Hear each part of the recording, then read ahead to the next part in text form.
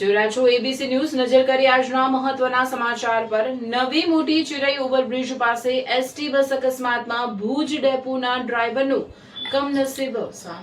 બાડમેરથી ભુજ તરફ આવી રહેલી એસટી નિગમની બસને નડેલા એક અકસ્માતમાં ભુજ ડેપોના ફરજ મુક્ત ડ્રાઈવરનું ઘટના સ્થળે દુઃખદ અવસાન થયું છે। મળતી વિગતો મુજબ તારીખ 8 ઓગસ્ટ 2024ના રોજ આશરે બપોરે 2 કલાકે બાડમેર ભુજ રૂટની એસટી બસ નવી મોટી ચિરાઈ ગામના ઓવરબ્રિજ પહેલાથી પસાર થઈ રહી હતી। આ સમયે આગળ જઈ રહેલી એક અજાણી ટ્રકના ચાલકે અચાનક બ્રેક મારતા એસટી બસના ડ્રાઈવર ગરજુ ચેતન બી એ પણ બસને બ્રેક મારવાની ફરજ પડી હતી।